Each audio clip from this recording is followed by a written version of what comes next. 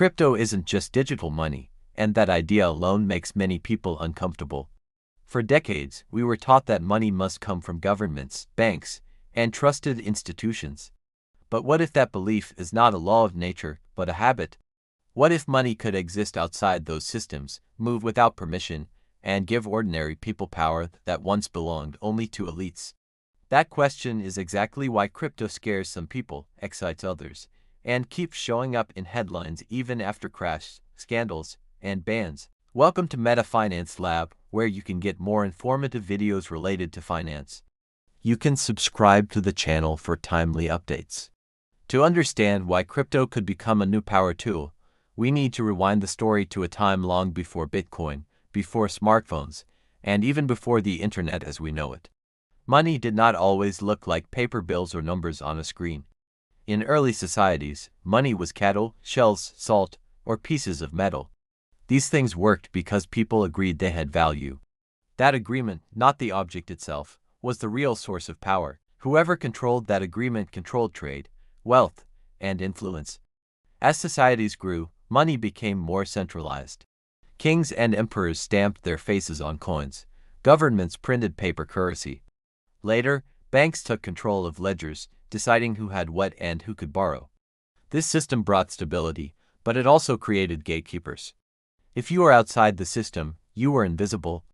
If the system failed, ordinary people paid the price. History is full of examples, but one moment in particular set the stage for crypto. In 2008, the global financial system cracked. Big banks made risky bets, lost trillions, and then were rescued with taxpayer money. Millions of people lost jobs, homes, and savings. Trust was shattered. People began asking hard questions. Why were banks too big to fail, but families were not? Why did mistakes at the top cause pain at the bottom? These questions did not disappear. They simmered quietly, waiting for an alternative. That alternative arrived in 2009, quietly, almost mysteriously. An unknown person or group using the name Satoshi Nakamoto released Bitcoin. It was not just a new kind of money, it was a new way of organizing trust. Instead of banks keeping records, Bitcoin used a public ledger called a blockchain. Anyone could see it. No single authority controlled it. The rules were written in code, not enforced by executives or politicians.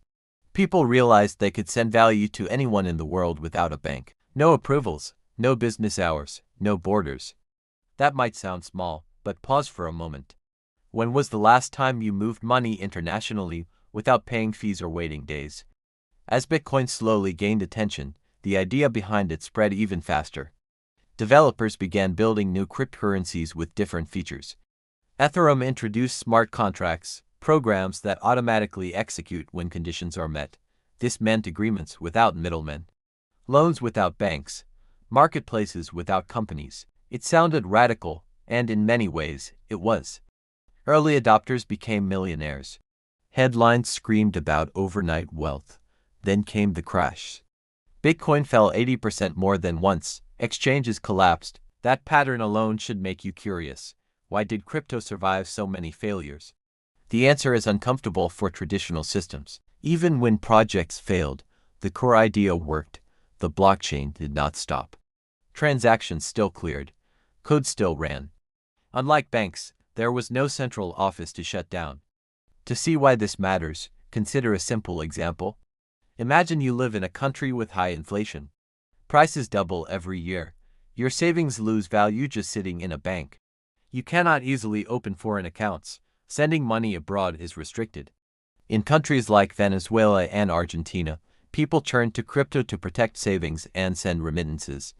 In Nigeria, crypto trading surged as citizens faced currency controls. These are not tech fantasies. They are real use cases driven by necessity. When the system fails, people look for tools, not theories. Now let us address the fear. Governments and banks often say crypto is dangerous, unstable, and used for crime. Cash is used for crime too. Banks have laundered billions and paid fines. The difference is visibility. Blockchains are transparent. Every transaction is recorded forever. Law enforcement increasingly uses crypto data to track crimes, not hide them. Payment companies decide who can transact. Governments can freeze accounts. Crypto challenges that structure. It says value can move like information, freely and globally. That idea threatens established business models. This brings us to a critical breaking point in the story. Around 2020 and 2021, crypto entered the mainstream. Big companies bought Bitcoin, investment funds launched crypto products. Celebrities promoted tokens, prices exploded.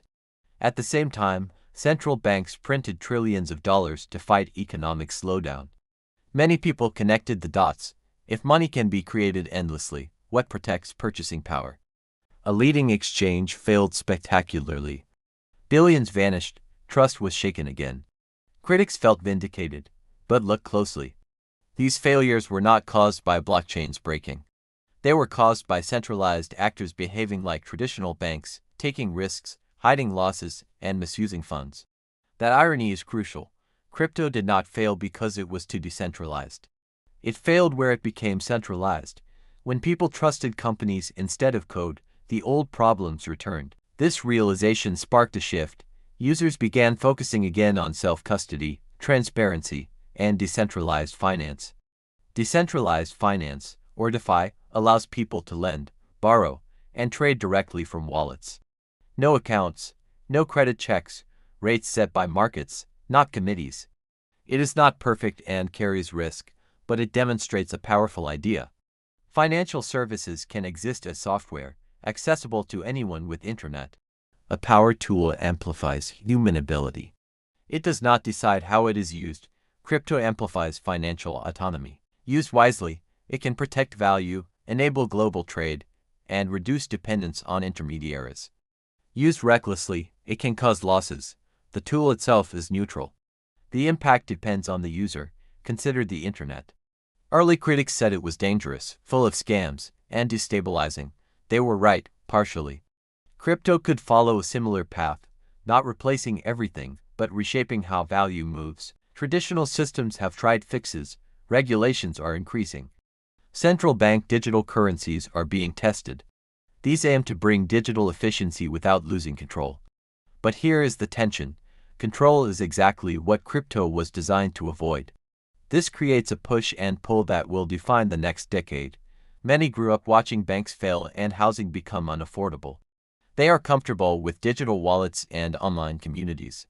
For them, crypto feels native. Trust in institutions is lower. Trust in networks is higher. That cultural shift matters more than price charts. At the same time, crypto adoption is still early. User experience is complex.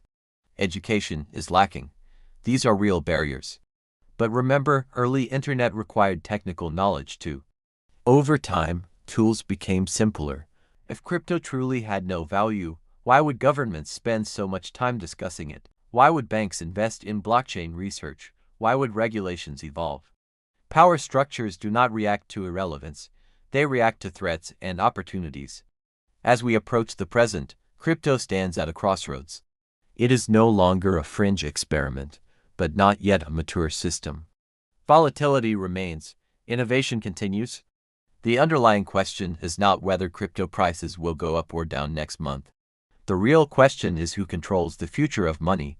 This leads us to 3 clear takeaways. First, crypto is less about getting rich quickly and more about changing how trust is organized. Second, decentralization reduces reliance on intermediaries but increases personal responsibility. Third, systems repeat patterns, and ignoring history often leads to the same mistakes.